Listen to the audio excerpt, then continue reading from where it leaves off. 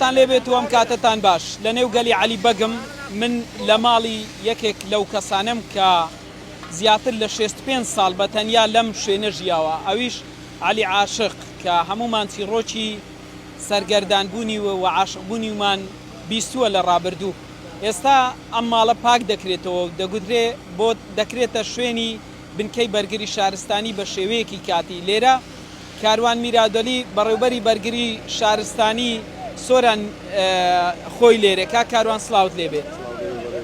دەگوترێ ئەم شوێنە شوێنی عەلی عاشق دەکرێتە بنکەیەک بۆ تیمەکانی ئێوە و ئامانجی سەردانی ئێوە چیە بۆ ئەم شوێن؟ بەڵێ بەناوی پەروەردگار بەخێر بێن بۆ ئێرە.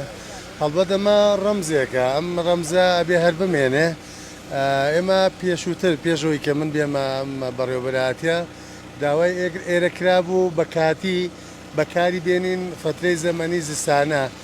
وەرحاڵ ئەمە بەداخەوە هەموو شێوا بوو، کەرەسەکانی ناو هیچی نەماوە لە ناویدا، تەنانە دەرگا و پەنجەرەکانی زۆری شکاون بەشکاوی بەم شێوەی ماوەتەوە. ئەمڕۆ جالەوەی کە مەشقێکی چڕمان هەیە، مەشقی کڵامینگ باتە دابەزین لە شاخ و هەڵچانەوە بۆ شاخ بۆ ڕزگاکردنی ئەو هاوڵاتیانەی کە گی دەخۆن لە شاخە.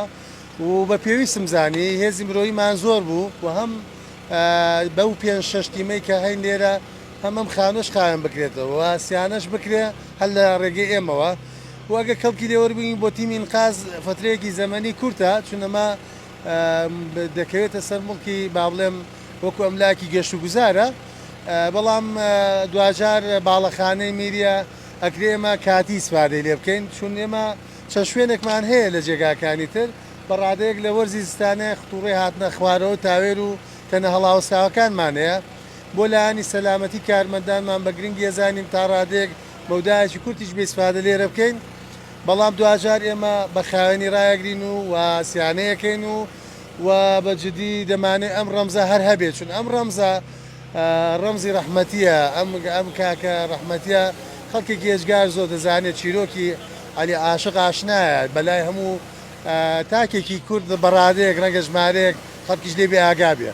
بەڵام ئەم جێگا سەرتەرێکی زۆر گونجاوە بۆ ئێمە بۆ پرۆسەی ڕزگاکردنەکانی ڕێگاوبان بەرزەچیاکان و بۆ گەیشتنمان بە ئەو شوێنانەی کە پێویستی بە فریادڕسی ئێمە بێ. هاتنی ئێوە جێگیربوونی ئێوە لەم شوێنە وا دەکات ئەم ڕەمزە ئەم شوێنە بە باشتری بمێنێتەوە؟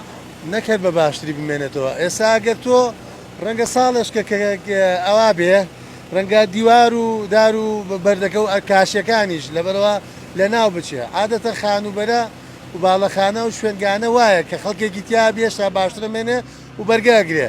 و ئێستا زۆری لە ناوچووە و کەڵکی هیچی نەماوە بۆ نۆژەنکردنەوە خەرجێکی هێزگار زۆریشی دەیە. بەڵام ئێمە بەوەی کە پێویست بە ئەیکەین بۆەوەی کە بتوانین بەڕادەیەک سوودی لێوەرگین ئەو ماوەی کە لە ناوی هابین و سپاسی گەشت و گوزاریش دەکەین کە وەڵامی ئێمەیدا بووە و لە ئێستادا ئێمە لێرەین و دەمانێت بە جوانترین شێوەش هەم خەڵکی ببینێ و هەمیش وەکو بنکەیەک سوودی لێوەربگرین لەو ماوەیەدا.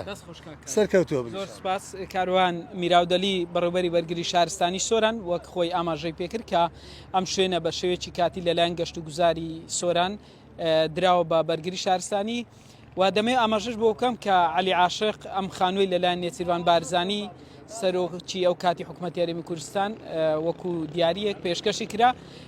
عەلی عاشق 65 ساڵ لە نێوگەلی عەلی بەگ ژیا و لە ساڵی 2020 کە 4 ساڵ لەمەوبەر دەکات بەهۆی نەخۆشی و زۆری تەمەنەوە کۆچی دوای کرد. ئەمڕۆژ ئەم شوێنە دەکرێتە بنکەیەکی بەرگری شارستانی وەک بەڕێوەبەری بەرگری شارستانی ئاماژەی پێکرد هاتنی ئەوان بۆ ئەو شوێنەوە دەکات کە ئەم ڕەمزە ئەم خانووە زیاتر لەوە لە نێو نەچێت بە گوتەی خۆی و منیش سەردانی ژوورەکانم کرد کە هیچ کەلوپەلێکی عەلی عاشق لە ژوورەکە نەماوە هەموو دەگوترێ بە تاڵان بردراوە یاخود دزراوە. بەڵێ